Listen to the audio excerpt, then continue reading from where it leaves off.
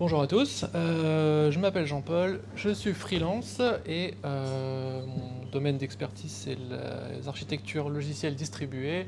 Je suis aussi développeur full stack, mes techno backend préférés sont Ruby, Elixir et Rust et je travaille avec Rails depuis la version 0.8. Voilà, on va pouvoir commencer. Alors l'objet de ce talk de ce soir sera un retour d'expérience sur la dernière année et demie au sein d'Aircall et qui avait pour mission, on va en parler ici, voilà, Storytime. Hop, hop, yes. Donc il y a 1 an et demi, je rencontre un des fondateurs d'Aircall, Pierre-Baptiste pour ceux qui connaissent, qui me présente un petit peu cette mission, voilà, en présentant la chose un petit peu comme ça pour vous mettre un petit peu dans le contexte. Aircall, c'est historiquement un monolithe qui a commencé dans les années 2014, il me semble, donc il y a à peu près 7 ans en 2021. Qui a connu de nombreuses équipes qui ont travaillé dessus au fil du temps et qui ont chacune apporté un petit peu leur pierre au monolithe. Au fil du temps, Aircall s'est développé en termes de nombre de développeurs et d'équipes. Et donc, les équipes se sont plutôt orientées vers d'autres services, d'autres produits, ceux qui sont devenus leurs produits principaux. Et elles avaient toutes quand même besoin, par moment, de venir contribuer ou travailler dans ce monolithe, puisque c'est lui qui contenait toutes les core data utilisées par tous les autres services. Mais en faisant ça, toutes ces équipes ont un petit peu... donc l'ownership du monolithe s'est un petit peu perdu, c'est-à-dire que toutes les équipes produits ou projets travaillent sur leur projet et de temps en temps ont besoin de venir modifier quelques petites parties de leur domaine qui est dans ce monolithe.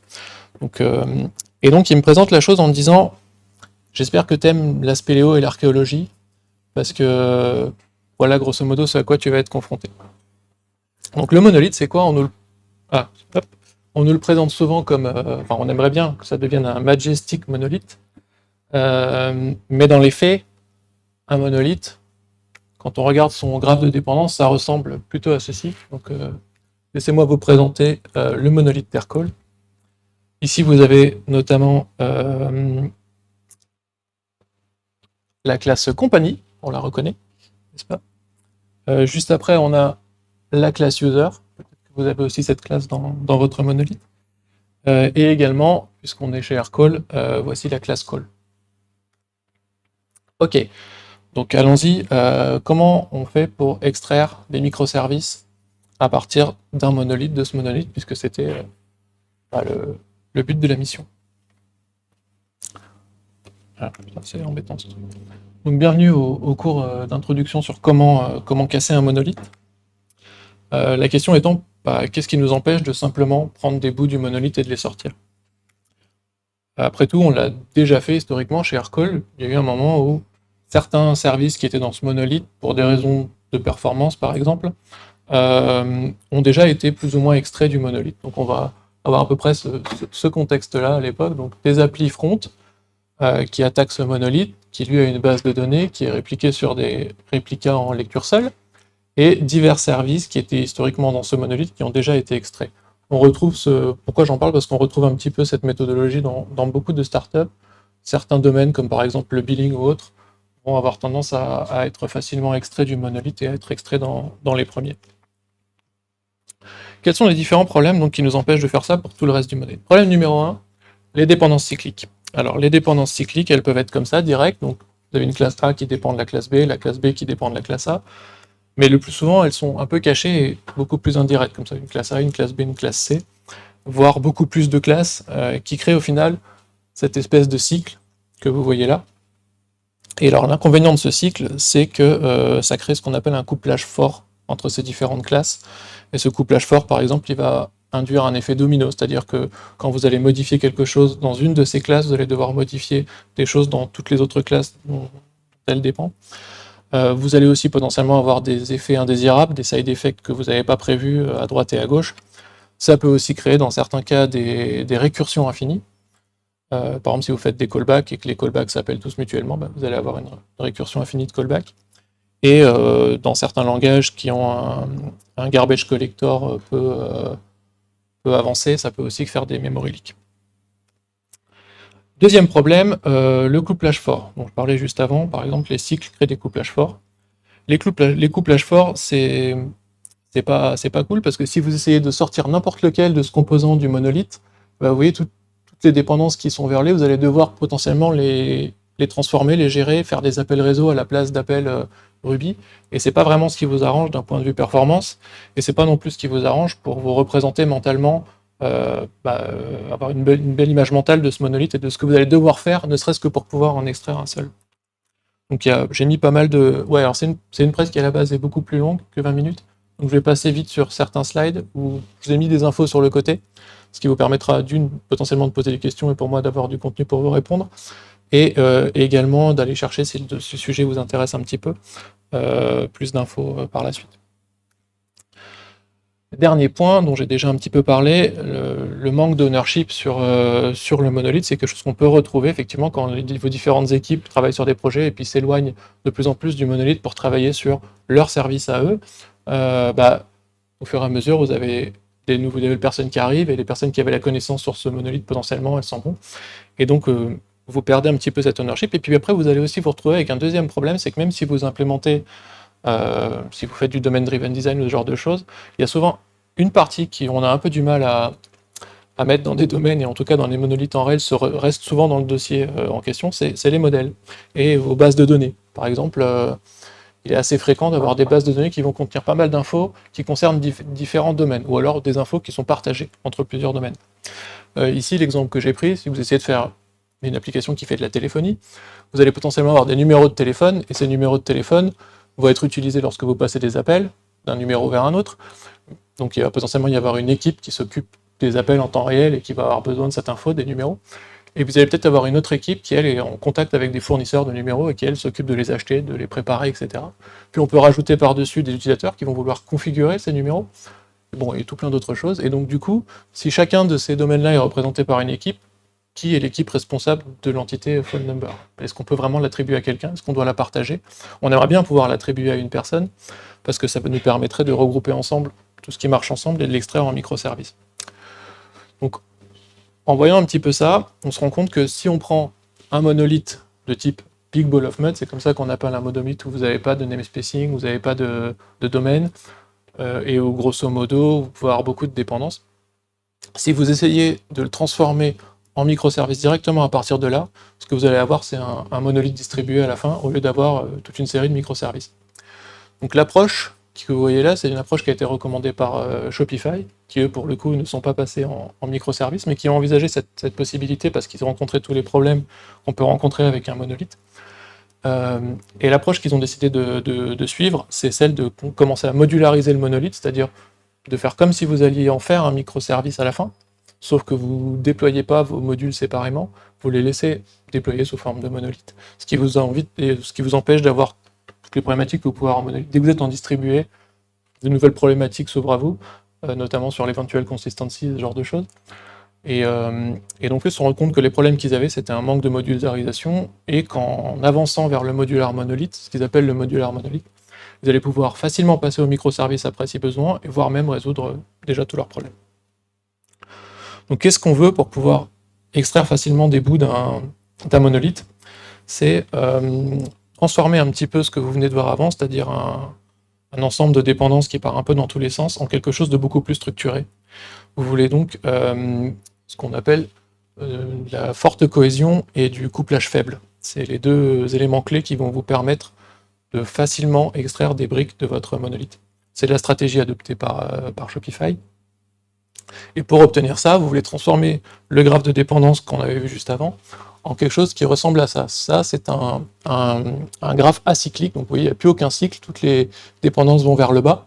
Ça va vous permettre de raisonner beaucoup plus facilement sur qu'est-ce que vous pouvez extraire, quel composant vous pouvez sortir en premier de votre monolithe, comment le faire. Et pour ce faire, on utilise un algorithme qui s'appelle le tri topologique, qui consiste à parcourir votre graphe, et ce faisant, vous obtenez un ordre, par exemple, d'extraction de tous les composants pour votre monolithe. Et la solution pour arriver à ça à partir d'un monolithe qui n'est pas déjà dans cet état, c'est l'encapsulation. L'encapsulation, c'est mettre des choses qui vont ensemble dans la même boîte. Donc, par exemple, un module, un package que vous voulez, une bibliothèque, pardon. Et dans l'idée, quand vous commencez à faire ça, Vous avez plusieurs manières de le faire. Vous pouvez par exemple adopter une approche domain-driven design qui consiste à regrouper ensemble tout ce qui touche au même domaine. Mais vous avez aussi d'autres approches. Vous pouvez regarder par exemple l'historique de votre repo Git et regarder quels sont les fichiers qui sont modifiés en même temps. Ça vous donnera aussi une bonne indication de qu'est-ce qui va bien ensemble et qui est souvent modifié en même temps. L'idée, c'est que si vous arrivez à regrouper les choses qui sont souvent modifiées en même temps dans le même module, ça va vous arranger plus tard, parce que vous n'aurez pas des dépendances vous aurez déjà identifié ce qui est susceptible de vraiment fonctionner ensemble. Il y a encore d'autres approches. Vous pouvez aussi fonctionner par équipe, si vous avez déjà défini des équipes. Je ne sais pas si la loi de Conway vous parle un petit peu, mais c'est une loi qui dit grosso modo que vous parliez en termes de design ou du choix de vos équipes, vous allez potentiellement avoir la même chose à la fin. C'est-à-dire qu'une fois que vous avez défini vos équipes, la seule chose qu'elle pourra produire en termes de design, c'est plus ou moins une copie d'elle-même. Et c'est dû à plein de choses. Peut-être on en reparlera si vous voulez. Et ça s'applique vraiment de manière assez forte. Alors c'est pas une relation de causalité, parce que vous êtes libre de choisir vos équipes, vous pouvez être libre de choisir le design, mais là en tout cas, un flux l'autre, il y a une connexion entre les deux, et donc il faut faire très attention. Bref, vous avez pas mal d'approches pour faire ça. Et ça, ce genre de rendu, on l'a pas naturellement dans une appli Rails, parce qu'une appli Rails, par défaut, c'est le modèle MVC, qui est une forme de cohésion en lui-même, et c'est une forme de cohésion qui consiste à mettre dans le dossier modèle tous les modèles, dans le dossier view toutes les views, et dans le dossier contrôleur tous les contrôleurs.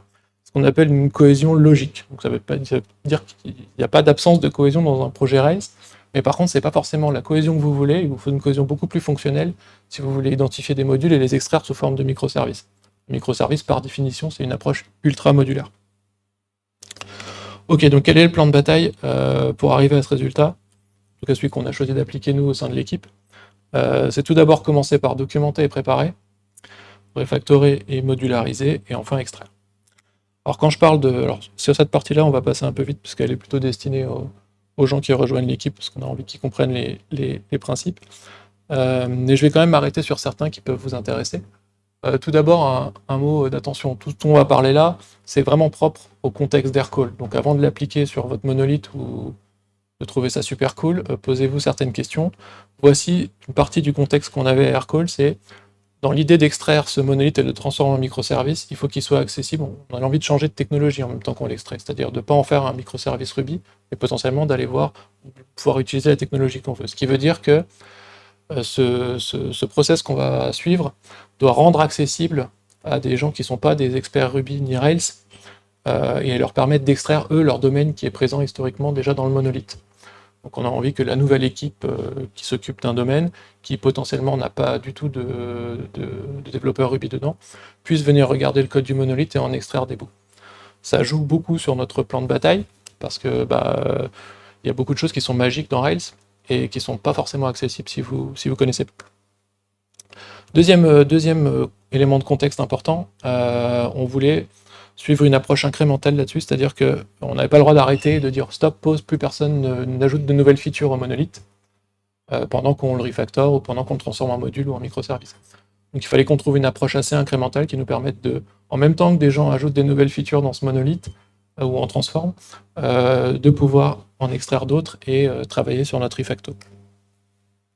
Donc celui-là, on va passer un petit peu sur les small objects, c'est pas le plus intéressant. Single responsibility, par contre, celui-là est un petit peu plus intéressant peut-être pour vous. C'est différents principes qu'on a choisi d'adopter quand on a défini notre nouvelle archi. Donc la single responsibility, en gros, ça détermine que quand vous créez une classe, un objet, un module ou autre, vous devez vraiment lui attribuer une seule fonctionnalité. Il ne doit pas faire plusieurs choses à la fois. Si vous avez un module qui crée des users, par exemple, si vous avez décidé de l'appeler comme ça, il va se concentrer là-dessus, mais il ne va pas taper dans d'autres domaines que la création d'users. Si le sujet vous intéresse, allez voir le principe SOLID, SOLID. Vous trouverez la single responsibility dedans. Ça nous permet d'empêcher les side effects. Ça enlève aussi un peu de la magie de Rails. Mais ça rend la chose facile à expliquer et à comprendre, ce qui colle bien avec l'objectif de permettre à des gens qui ne sont pas des experts Ruby de comprendre ce qui se passe.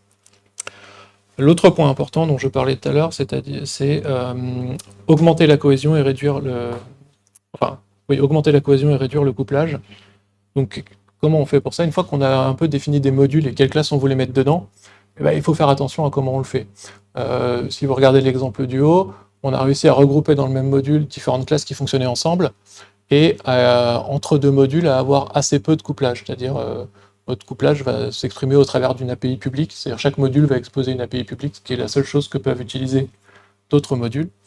Et si vous avez une API publique dont l'étendue est faible, et ça correspond à peu près à ce que vous voulez. À partir de là, imaginons que vous vouliez sortir le package 1 de votre monolithe et en faire un microservice, et le point de jonction va se trouver au niveau de ce couplage-là, et ça va être à peu près la seule chose sur laquelle vous allez devoir vous concentrer lorsque vous extrayez ce monolithe, plutôt que toutes les dépendances que vous voyez sur le deuxième graphe en rouge. Si vous essayez de couper entre les deux, vous devez gérer toutes les lignes rouges.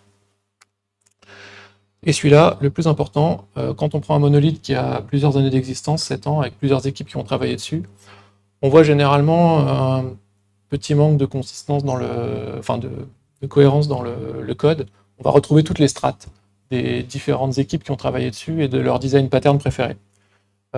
Potentiellement, au début du monolithe, vous n'avez pas forcément beaucoup de design pattern, vous avez du MVC, après vous allez peut-être avoir une équipe qui a ajouté des services objects, et puis par-dessus, vous allez avoir une nouvelle équipe qui est arrivée plus tard, et qui potentiellement a rajouté de l'hexagonal architecture et de la clean architecture. Et au final, ça a aussi un rapport avec la loi de Conway, vous vous en rendrez compte, c'est la corollaire temporelle de la loi de Conway, c'est qu'une équipe produit une copie d'elle-même dans le logiciel qu'elle design, mais au fil du temps, c'est-à-dire que toutes les équipes d'avant se retrouvent aussi dans le logiciel que vous regardez. Si vous ne l'avez pas réécrit from scratch, vous allez retrouver, si vous regardez Windows, vous allez trouver des composants qui étaient déjà là dans Windows 95, 98. Vous allez avoir 4 versions différentes du réglage du volume qui datent toutes de l'historique de ces différentes versions. Donc effectivement, dans le monolithe d'Aircall, il y avait déjà eu des efforts pour refactorer un petit peu, des tentatives d'utiliser les architectures hexagonales et autres. Et donc nous, ce qu'on voulait, c'était réussir à refactorer un peu tout ça pour essayer d'apporter un petit peu d'appliquer le même modèle un peu partout dans la code base. Et donc pour ça, on a utilisé le pattern que vous voyez sur la droite. On y reviendra, mais par contre sur ce slide, j'aimerais insister sur deux parties intéressantes, c'est la partie action et la partie repository. Donc le but était de simplifier aussi le design existant, donc on a enlevé hexagonal architecture et clean architecture par exemple, pour revenir à quelque chose de beaucoup plus simple, parce que notre but c'était à la fin de déconstruire tout ça et de l'extraire du monolithe. Donc plus le design est simple, plus c'est potentiellement facile à extraire tant qu'il répond à notre problématique. Donc les actions, ça va ressembler beaucoup à des services objects, que peut-être vous connaissez déjà, c'est des objets Ruby simples, des objets fonctions qui répondent à une méthode call et qui font une fonction donnée, comme par exemple créer un utilisateur. Le deuxième point, c'est repository. Repository, pourquoi et comment? Donc en regardant un petit peu notre appli Rails, on s'est rendu compte que c'était assez compliqué de savoir, quand on regardait dans les logs SQL par exemple, d'où venait une requête. Pourquoi elle était là. Enfin, on pouvait avoir la requête, par exemple une personne de l'équipe DBRE venait nous voir en disant j'ai cette requête là, j'aimerais bien peut-être on change quelque chose dessus. Et nous on savait même pas d'où elle venait. Bon, faut savoir aussi que le monolithe Aircall c'est plus de 1600 routes, donc vous avez énormément de points d'entrée, et que Rails vous propose des scopes.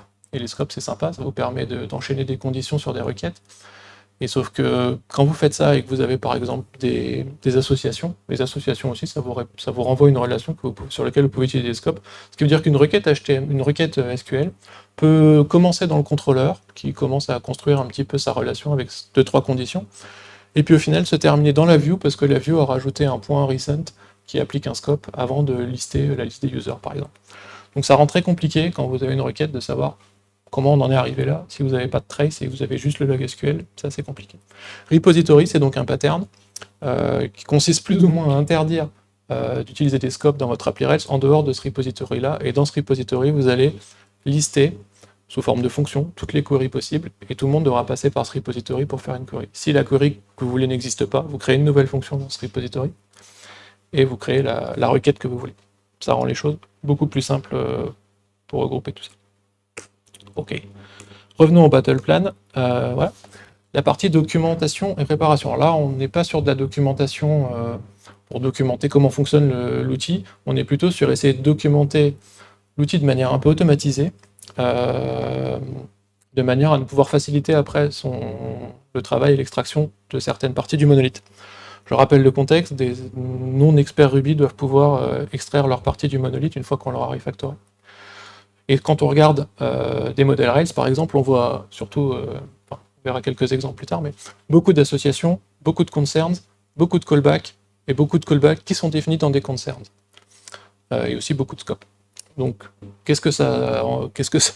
quand on a ça, qu'est-ce que ça reflète en vrai? Bah, ça crée des dépendances cycliques et ça rend surtout très difficile de savoir ce qui se passe quand on ouvre un modèle, par exemple. Il faut aller regarder dans tous les concerns s'il n'y a pas défini une ASOC, un callback, quelque chose comme ça. Ça crée du coup des side effects qu'on a du mal à prévoir sur qu'est-ce qui se passe quand je sauvegarde un user, ça va envoyer des notifs, qu'est-ce qui va se passer? Est-ce que ça envoie un mail? Je ne sais pas.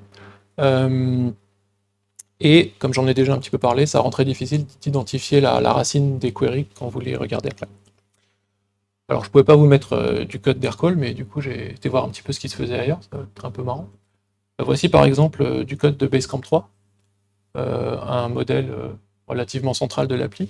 Alors lui il est assez court, bizarrement, mais par contre, vous voyez la troisième ligne là, c'est toute une série de concerns qui sont inclus dans votre modèle. Ce qui veut dire que si vous voulez comprendre le modèle un petit peu dans sa globalité, vous allez devoir ouvrir tous ces fichiers pour aller regarder ce qu'ils font, qu'est-ce qu'ils créent comme callback, qu'est-ce qu'ils créent comme association. Vous vous rendez compte que quelqu'un qui ne connaît pas Ruby, quand il arrive là-dedans, il a beaucoup de mal à se dire qu'est-ce qui se passe quand je regarde un user. Voici les concerns dans A. Ils ont été il y a des développeurs de A qui en a mis quelques-uns il n'y a pas longtemps sur Internet.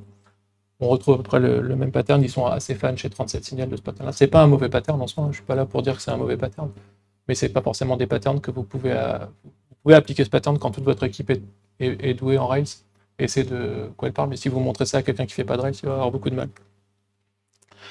Voici un autre exemple chez GitLab, qui en a aussi un bon paquet.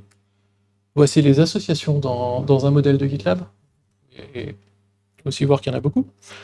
Les validations, les callbacks, les scopes, bref, tout ce que vous venez de voir là, c'est un petit peu aussi ce qu'on retrouve chez Aircall. Énormément de callbacks, énormément d'associations, et c'est ce qui rend la chose un petit peu difficile.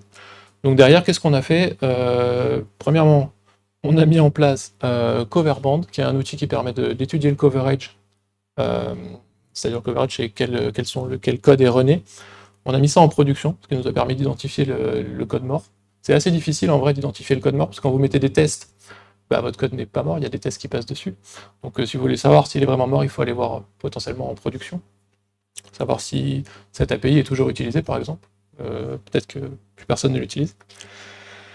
On a aussi créé des scripts qui vont introspecter tous les modèles que vous pouvez trouver dans votre appli Rails, et c'est ça quand même qui est assez cool avec Ruby, c'est que vous avez un métamodèle dedans et vous avez des capacités d'introspection qui vous permettent de loader tous vos modèles et de demander pour chacun de vos modèles quelles sont les associations, quels sont les callbacks qui ont été définis.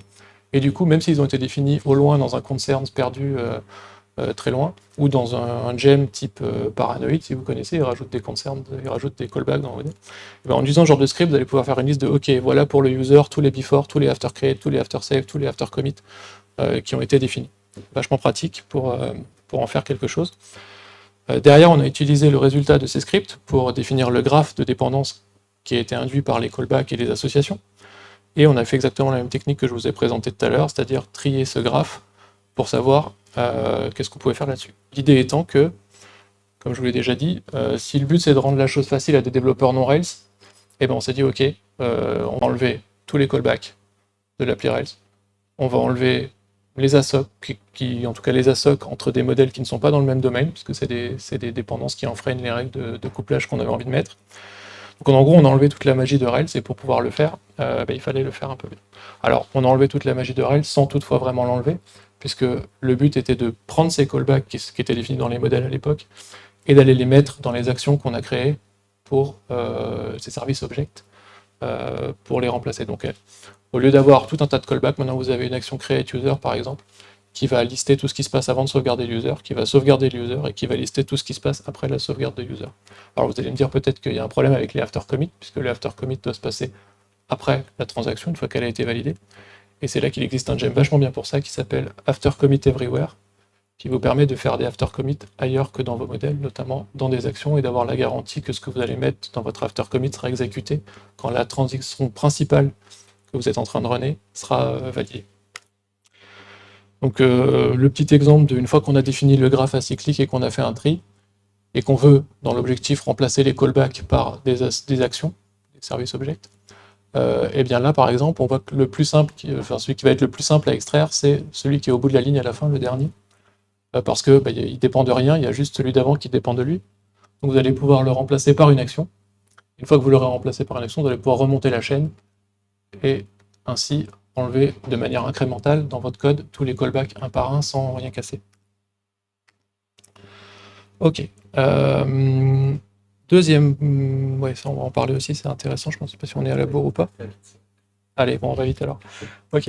Un autre point qui nous tenait à cœur, je vous en ai parlé au début, il y a eu certains services qui avaient déjà été plus ou moins extraits et qui tapaient dans des read réplicas de web. Alors, je ne sais pas si ça vous parle, enfin du monolithe. Donc ça, on peut dire que c'est dans certains cas un anti-pattern de partager vos databases avec d'autres personnes. Vous êtes plutôt censé utiliser des API pour ça. Ça n'avait pas été fait à l'époque pour des raisons de performance et puis aussi plein d'autres raisons. Donc nous on s'est dit ça, on a envie de le segmenter une bonne fois pour toutes parce qu'on a besoin de pouvoir modifier notre base de données et on n'a pas envie que X services dépendent du schéma de notre monolithe. Donc on s'est dit que ça allait être un bon candidat pour tester notre solution de componentisation. Et en plus, comme c'était du read-only, c'était pratique. Pour ce faire, on a choisi de mettre en place une API GraphQL. Donc c'est pas forcément le sweet spot de GraphQL de faire du back-end to back-end. Et pourquoi on a choisi ça? Parce que si vous regardez un petit peu ce graphe, GraphQL c'est ce qui ressemble le plus en termes de syntaxe, on va dire, à du SQL basique. Un exemple, vous avez un service externe qui avant tapait directement dans la base de données en faisant un phone number.where.first. Et vous allez pouvoir le remplacer assez facilement dans ce service par une query qui va ressembler assez fortement à votre query SQL. La différence, c'est que là, il va spécifier quels sont les champs, les colonnes auxquelles il veut accéder, et on verra plus tard, ça va être assez rigolo. On a rajouté à la gem GraphQL deux points intéressants, en tout cas qu'on a mis en place dans notre framework. C'est pouvoir sélectionner en termes de requête SQL uniquement les champs qui ont été demandés par le client. Et deux, comme on a créé plein de modules, on a refait un système de fédération, je ne sais pas si vous connaissez Apollo, ceux qui ont fait un peu de GraphQL, mais qui permet à chaque composant de définir une sous-partie du schéma et à l'appli générale, le monolithe, d'intégrer toutes ces sous-parties et d'en faire un système agrégé. Ok, bon, ça on va passer un peu plus vite. En termes d'organisation de code, voilà, on avait initialement une appli Rails avec un dossier app et divers composants dedans. Et on a choisi de réorganiser notre code en créant un dossier component et en bougeant petit à petit tout ce qu'on refactorait dans ce dossier component à côté du dossier app. C'est à peu près l'approche suivie par Shopify également, sauf qu'eux, ils ont fait d'abord le refactoring, ils ont forcé tous les domaines, ils ont mis tous les modèles dans des domaines et toutes les actions dans des modèles, sans forcer le respect des boundaries. Nous, on l'a fait petit à petit, c'est-à-dire qu'à chaque module qu'on a passé dans ce dossier composant, on a obligé les clients à n'utiliser que l'API publique, etc., etc. Donc revenons au flow de composants dont je vous parlais tout à l'heure. Grosso modo, alors si j'ai pas mes notes, tigilic. Yes. Comment ça fonctionne? Ça reste assez similaire à ce qu'on peut trouver dans une appli Rails, voire même dans un service object avec quelques additions. Vous allez avoir un endpoint GraphQL qui va pointer sur un composant qui inclut le GraphQL controller. Ce dernier va avoir pour charge de convertir les paramètres qu'il reçoit en input, qui est aussi une classe objet. Cette classe est passée à l'action. Donc l'action, c'est votre service object qui exécute votre business logic. Cette action va avoir potentiellement besoin d'appeler une requête dans le repository. Et là, on passe dans le domaine du privé, c'est-à-dire que seule l'action a le droit de poser des requêtes au repository. Ce repository va travailler avec les records, c'est les active modèles, enfin c'est active record standard à cet endroit-là. Donc faire des queries, récupérer un résultat. Convertir ce résultat en modèle, qui est une version read-only du record, donc, pour éviter que les gens puissent faire des save, update ou quoi que ce soit sur un active record, et renvoyer ceci dans une monade, donc un result. Je ne sais pas si ça vous parle les monades, mais c'est pas un système très compliqué. Ça wrap un résultat dans un succès ou une erreur, et ça vous permet de gérer les erreurs de la sorte. Et donc ce résultat est renvoyé au contrôleur et renvoyé à l'action qui a demandé. Une fois que vous avez ça, et on va peut-être essayer de finir avec ça, ce sera un bel exemple de fin, ça vous permet de faire, une fois que vous avez refactorisé tout ça, que vous avez mis tous vos domaines métiers dans les mêmes composants, que vous avez appliqué un petit peu ce framework, ça vous permet de prendre du code dans votre legacy app, de le mettre dans le composant. Ici, on va, pour illustrer, prendre le composant B.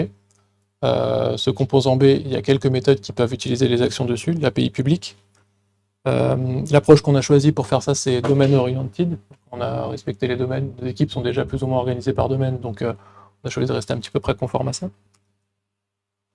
Et donc, une fois que je reviens là-dessus, vous voyez, le composant A appelle une méthode Ruby, qui est exposée par l'action dans le composant B.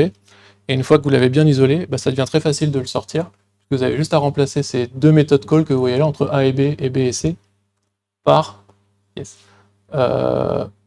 une méthode, soit GraphQL, soit REST, soit SNS, soit vous la remplacez par un appel réseau, on va dire. Donc vous remplacez un appel Ruby par un appel réseau, vous prenez votre composant et vous le mettez dans un wrapper qui expose une API, donc ça peut être une appli Rails, ça peut être autre chose.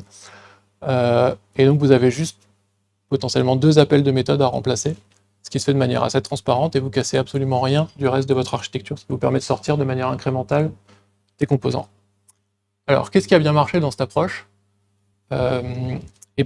Simplifier le design global et forcer un petit peu tout le monde à utiliser cette action et repository pattern, ça s'est assez bien passé et ça a beaucoup simplifié le monolithe. Ça a permis à des gens qui avant avaient un peu peur de venir contribuer ou taper dans ce monolithe, ça leur a permis de venir contribuer, de dire voilà, moi je suis dans un process d'achat de numéros, ça tombe bien, il y a une action qui décrit ce process et qu'est-ce qu'elle doit faire.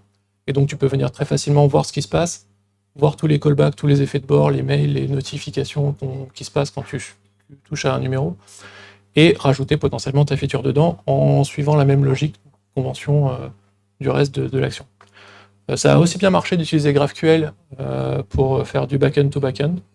On s'y attendait pas spécialement. Personnellement, j'étais pas ultra fan de GraphQL avant d'avoir fait ça. Maintenant, mon avis a un petit peu changé. Ce qui a aussi bien marché, c'est d'utiliser en CI des outils comme Packwork, un outil fourni par Shopify, Danger et Rubocop pour enforcer le fait que personne ne puisse taper sur une méthode non publique. Donc Packwork, vous définissez un fichier YAML dans vos composants, vos modules, en disant ça c'est public, ça c'est privé. Et durant la CI, si quelque chose touche à la partie privée, ça ne marche pas. Et voire même si quelqu'un touche à une partie publique sans avoir dit avant, moi je dépends de cette partie publique, ça marche pas non plus. Très pratique pour enforcer les guidelines. Ça n'a pas été le choix qu'avait fait Shopify, nous on l'a fait différemment. Mais j'ai cru comprendre dans une de leurs dernières conférences qu'ils étaient un peu revenus là-dessus. L'approche où on ne force pas les boundaries au début et on compte sur les équipes pour le faire petit à petit, pas forcément hyper bien fonctionné de leur côté. L'élimination du code mort aussi avec Coverband, ça a super bien marché. Mais par contre, je remets là-dessus, c'est important d'avoir une très bonne test suite quand vous voulez refactorer des choses comme ça. On avait des pull requests assez fréquentes à 11 000 change plusieurs fois par semaine. Donc il vous faut une bonne test suite, une bonne équipe QA et une bonne équipe SRE aussi, ce qui nous a sauvé la mise sur pas mal de déploiements. Donc merci à eux. Et un autre point qui est souvent recommandé aussi quand on fait là-dessus, les gens conseillent d'utiliser Rails Engine pour isoler vos modules. Nous, on ne l'a pas utilisé parce que ça apporte quand même beaucoup de trucs en plus à gérer et ça a très bien marché sans aussi. Quelles sont les règles qu'on a en frein? On a quasiment enlevé toute la magie de Rails, on a enlevé tous les callbacks, toutes les associations cross-domaine, les scopes sont toujours là, mais on n'a plus le droit de les utiliser n'importe où. Vous avez toujours le droit de les chaîner, mais dans le repo uniquement. On a répété un peu de code à droite et à gauche, donc ça faisait moins de 2 ou 3 répétitions, on l'a laissé parce que ça simplifie quand même la lecture de certains process métiers. Ça j'en ai déjà parlé, utiliser GraphQL en back-end to back-end, ça a bien marché aussi. On a eu c'est pas une règle recommandée, pourtant nous on l'a fait, et ça a plutôt bien marché. On a eu quelques déploiements qu'on appelle tester-driven release, c'est-à-dire que là vous avez changé tellement de choses que y compris tous les tests, puisque vous avez refactoré en bloc. Donc vous pouvez pas être sûr à 100% que vous n'avez pas cassé quelque chose. Donc là, il y a eu 2-3 fois où on a été obligé de dire ok, on déploie en staging, l'équipe QA on compte sur vous pour faire une maxi review, parce que nous on a fait ce qu'on a pu, mais on ne peut pas être plus sûr que ce qu'on a. J'en ai parlé aussi, les PR à 11 000 lignes assez fréquentes. On a construit tout un framework pour rajouter des features au GM GraphQL, notamment pour faire des queries SQL où on sélecte plus étoiles. Qui ne sélecte pas étoile dans son appli Rails? Ouais, ok. Ah, bien. Et sachez que vous allez voir juste après, l'impact, le dernier slide, l'impact va être assez fun. Mais du coup, on a construit notre propre framework par-dessus et on a quand même pas mal monkey patché Rails, par exemple, pour que quand vous fassiez. Parce que des fois, Rails, il fait tout seul un user.save, hein, vous n'avez pas le choix, c'est même pas vous qui le faites, ça se fait dans le framework. Donc on a été obligé de monkey patcher save pour que quand c'est Rails qui le fasse, ça redirige vers notre action. Ça a marché très bien. Mais on a quand même cassé les règles. Au final, en termes de résultats, on a réussi à définir de l'ownership sur tout le code du monolithe, ce qui était pas gagné, ce qui nous facilite vachement la vie au quotidien, parce que quand quelque chose casse quelque part, on peut directement savoir bah, quelle est l'équipe, ou en tout cas quel est le domaine impacté et qui doit le gérer. On a déjà refactoré et extrait pas mal de trucs, tous les services historiques dont je vous ai parlé, qui avaient déjà été plus ou moins extraits, et il restait une grosse partie de leur logique au final dans le monolithe qu'on a réussi à extraire de cette manière, ou en tout cas à componentiser. C'est beaucoup plus simple de travailler avec le monolithe aujourd'hui, et vous pouvez le voir en bas là, ça c'est ce qui s'est passé le jour où on a remplacé les services qui tapaient directement dans la ADB par des services qui utilisaient GraphQL. Alors c'est assez incroyable, hein, mais donc on passe d'un appel direct sur une base de données à un appel qui est sérialisé, qui passe en HTTP, qui est parsé par GraphQL. Et la seule vraie raison qui explique ça, c'est qu'au lieu de faire select étoile, on faisait désormais select uniquement les colonnes utilisées par le client. Évidemment, si on avait fait des select étoiles directement sur les services, ça aurait été encore plus important, mais on avait peur d'avoir un problème sur les perfs en remplaçant un accès direct à la DB par du GraphQL, et au final, bah, on a eu un assez. Ouais, du coup, on a pu laisser ça en place.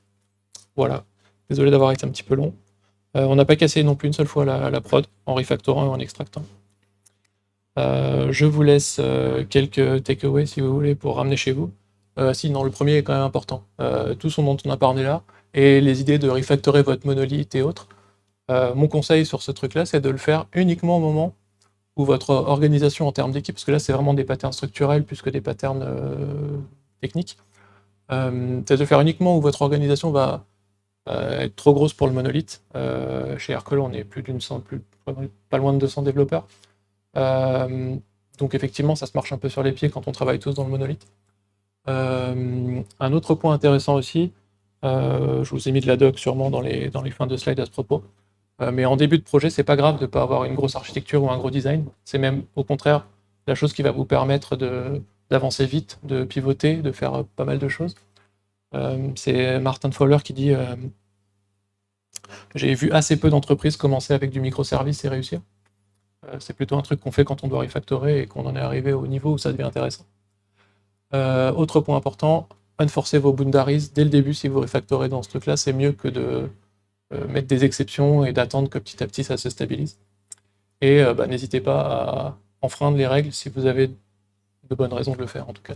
Et aussi jeter un coup d'œil à la loi de Conway, c'est vachement intéressant. Voilà, merci à vous.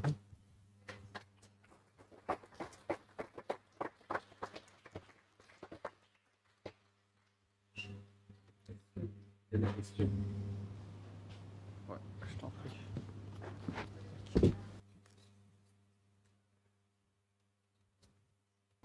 Merci pour ce call, c'est vraiment très intéressant. Dommage qu'on n'ait pas le temps d'aller plus loin, mais juste une question, à partir de quel moment, enfin quel chiffre, trop de microservices devient beaucoup trop, quoi. Où est-ce qu'on s'arrête dans l'évolution? Je pense que c'est structurel, un peu comme dit organisationnel en tout cas, ça dépend de la taille de l'équipe. Mais voilà, comment est-ce qu'on sait où est-ce qu'on doit microserviciser notre Alors, application? j'aurais tendance à dire que l'exemple de Netflix nous montre qu'on peut aller assez loin en termes de nombre de microservices et de ce qu'on peut faire. Il y a certaines technologies, comme par exemple GraphQL mais je pense que ça peut se faire aussi avec d'autres technos, mais avec son concept d'agrégation qui vous permet à chaque petit microservice d'exposer une sous-partie d'un truc et d'avoir quelque chose qui automatiquement va vous agréger tout ça et vous faire.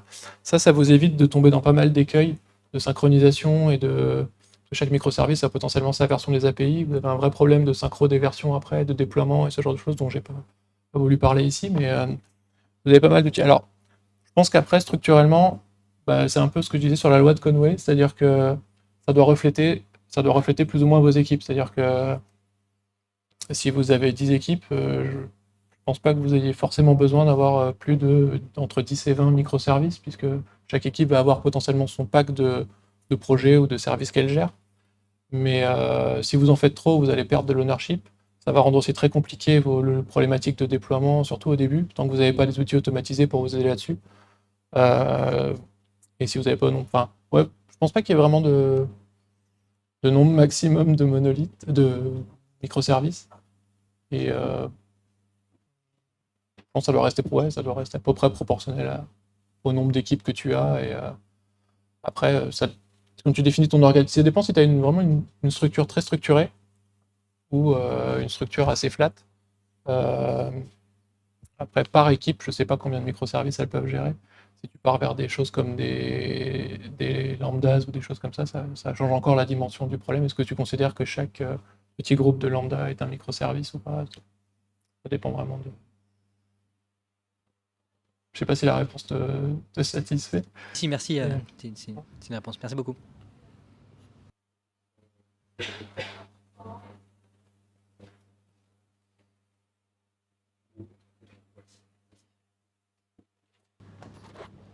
Merci pour le call. Je voulais savoir c'était quoi l'avenir du monolithe en fait, une fois que vous avez fait tout ça. Et aussi combien de temps tout le processus a pris en fait, à partir de... Enfin voilà, pour avoir ce genre de résultat en fait. Alors tout ce dont j'ai parlé là, c'est vraiment 1 an et demi de boulot. Juste 1 an et demi, ou déjà 1 an et demi, je ne sais pas. L'avenir du monolithe, c'est effectivement une bonne question qu'on s'est tous un peu plus ou moins posé dans l'équipe, en se disant, déjà tant qu'il y a des gens qui continuent à ajouter des choses dans le monolithe, tu te dis bah à quel moment, tu vois, si tu continues à rajouter des choses dans un truc que tu veux déconstruire complètement, tu te poses des questions. Tu as aussi des trucs où tu te dis cette partie-là, ok, il y a des endroits où on a pu découpler, on a pu modulariser, on a pu faire des choses. Il y a des parties, tu te dis ça va être plus difficile. Parce qu'elles sont centrales à ton appli ou autre. Et tu peux aussi te poser la question de dire est-ce qu'au final, ce monolithe va pas juste devenir une espèce de repo des core data, vraiment des core data de l'appli. Donc il y a des choses où tu dis bah là-dessus j'ai pas envie, là-dessus j'aimerais bien y aller. Ça nécessite aussi beaucoup de com avec les autres équipes. Et je sais pas, Shopify, ça fait déjà plusieurs années qu'ils essayent de ne serait-ce que modulariser intégralement leur mode. Ils n'en sont toujours pas. Le projet n'est pas fini. Et d'après leurs propres mots, c'est pas forcément un projet qui a vocation à avoir une fin en soi. Dans tous les cas, ça améliore l'archi et le design du monolithe, ce qui fait qu'il fonctionne mieux et qu'il est plus maintenable. Donc, même si un jour même si tu le décommissionnes pas entièrement, il reste toujours utile. Après, je pense que chez Aircall, on doit pouvoir arriver au bout d'un moment. Ne serait-ce que parce que avant, on travaillait dans le monolithe et toutes les nouvelles améliorations avaient dans le monolithe. Maintenant, on a plutôt tendance à travailler chacun dans son service et à venir dans le monolithe que quand il y a des process métiers ou des datas qui ne sont pas encore extraites. Donc petit à petit, même si nous, on ne le fait pas à la refacto au niveau de l'équipe transition, les équipes elles-mêmes fouillent et commencent à extraire un petit peu le nerf de la guerre, c'est vraiment les datas qui restent à la fin. Parce qu'aujourd'hui, ce monolithe agrège les données de tout le monde, ce qui rend les queries faciles. Enfin, agrège beaucoup de data, toutes les données historiques, pas les nouvelles, mais les anciennes. Enfin, il agrège pas mal de data, sauf les nouveaux champs, par exemple, qu'on a pu rajouter et qui, elles, sont dans les services spécifiques qui les gèrent. Mais du coup, c'est bien pratique d'avoir toutes ces données agrégées, et il y a un jour où ça sera... Enfin, ça pose des vraies problématiques. Tu as pas mal de manières de sortir tes data.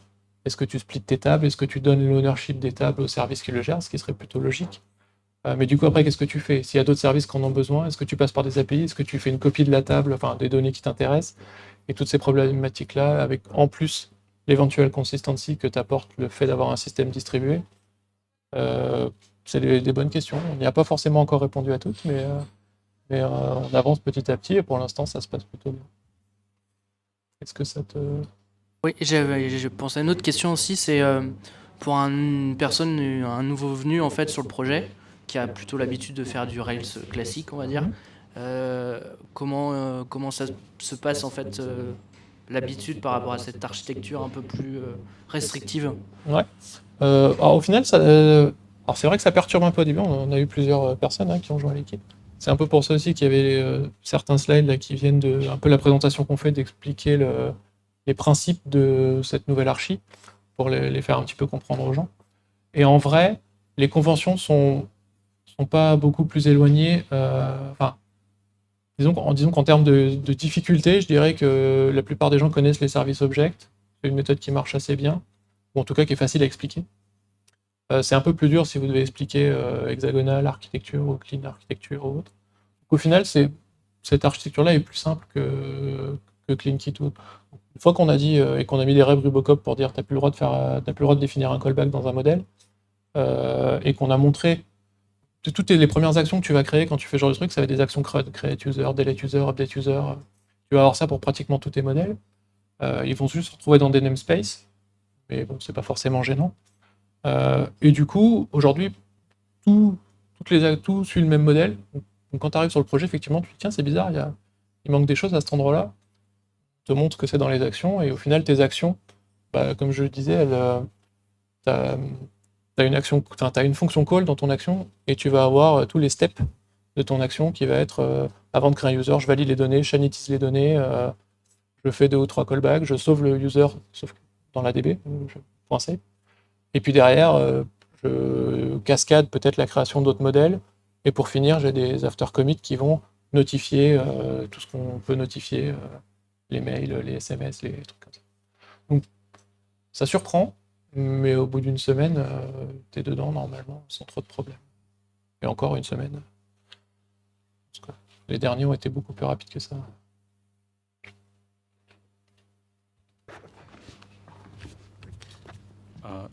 Merci. Est-ce qu'à terme, vous cherchez à complètement décorréler les bases de données? Parce que là, j'ai l'impression, tu as confirmé que le monolithe, il gère encore.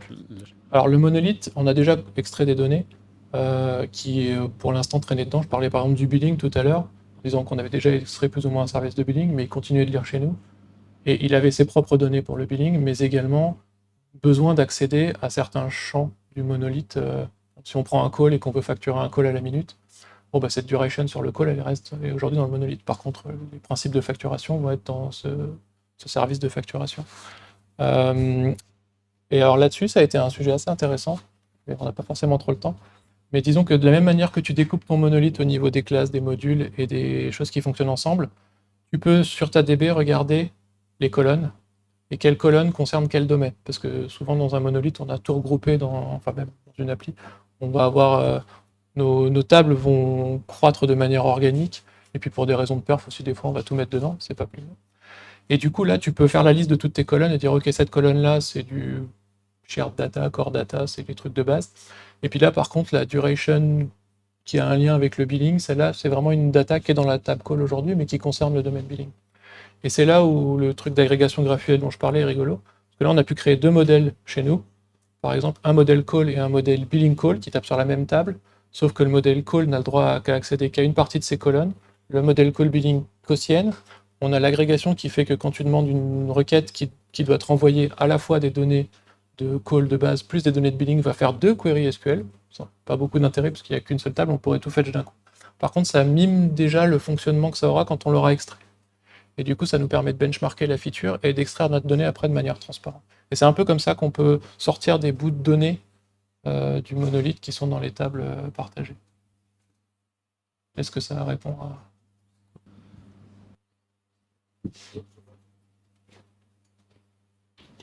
Ouais, je voulais juste savoir s'il y avait un endroit où on pouvait retrouver la présentation complète, éventuellement si tu as déjà donné Je vais intégrité. je la mettrai après sur le Slack par IRB ou sur la disposition de qui la veut. Sans problème, ouais. Ok. Pas de souci. Ceci dit, après, si vous voulez creuser un peu plus ça, il y a 2 présentations de Shopify, sur 2 articles de blog très complets où ça rentre un peu plus dans le détail de ce que j'ai eu le temps de faire là. Ce sera aussi probablement un peu plus structuré que ce que j'ai essayé de faire ici. Il y a également, l'année dernière, je l'ai vu en préparant cette presse, ils ont refait une conf qui dure 1h30, 1 heure à peu près, où ils reviennent un petit peu sur ces 2 choses, ce qu'on retrouve dans ces 2 articles, plus ce qui a changé d'après. C'est là où j'ai vu qu'au début, ils ne forçaient pas les boundaries, et ils sont revenus dessus, ils ont changé. Donc les 2 articles plus la conf sont vraiment très intéressants, et vous donneront aussi d'autres pointeurs pour continuer là-dessus, et chercher si le sujet vous intéresse. Vous allez retrouver beaucoup des points que j'ai cités ici dans ces 2 articles et dans cette presse. Bah écoute, merci. Moi j'ai aussi une question. Tu parlais des camarades Ops et SRE. Autant je vois à peu près comment ça s'est passé chez les devs et je l'imagine. Eux, tu leur as pas trop changé leur travail sous les pieds ou pas? Non, alors, Ils t'aiment encore ou ils te détestent en fait? non, alors, j'ai pas précisé ça dans ma storytelling au début, mais alors, quand j'ai commencé cette mission, il n'y avait pas encore d'équipe pour faire ça. J'ai commencé un peu tout seul. Et du coup, Pierre Baptiste, qui lui gérait l'équipe SRE, m'a dit bah, je vais pas te laisser tout seul, je te mets dans la team SRE, tu feras les stand-up avec eux. Donc dès le début, ils étaient avec moi sur le sujet, même si c'était pas ça les intéressait en tout cas de savoir quelle stratégie on allait mettre en place et ce que j'envisageais de faire. Et puis ils n'étaient pas mécontents de. Alors, par contre, typiquement un bon exemple, quand un SRE qui n'est pas spécialiste Ruby voit une appli Rails, c'est là où il pleure quand il dit des effets de bord, je sais même pas d'où ça sort quand je comprends rien à votre appli. Il regardait le code, il dit je comprends rien à votre appli.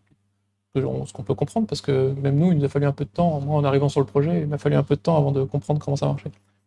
Donc ils étaient plutôt contents de cette approche parce que maintenant tout est explicite. Et quand on enlève la magie, bizarrement, pour quelqu'un qui connaît pas la magie, c'est beaucoup plus simple. Donc non, pour l'instant, ils sont plutôt contents, ça leur plaît bien, c'est plus modulaire. Eux, de toute façon, alors l'équipe SRE chez Aircall, c'est vraiment une équipe, c'est une assez grosse équipe en termes d'ingé. Ils sont super forts. Il y a peut-être un petit peu plus de seniorité, je pense, dans cette équipe-là que dans pas mal d'autres équipes. Enfin, ils sont tous assez calés. Et ils ont déjà en tête ces problématiques de modularisation, de microservices, donc ça va à peu près dans le même sens que leur démarche à eux, ça colle avec leur process, leur Terraform, donc ouais, c'est bon. Pour l'instant, je pense qu'ils m'aiment bien. Je voudrais leur demander, mais. Quoi alors? Eh ben merci à vous. Hop.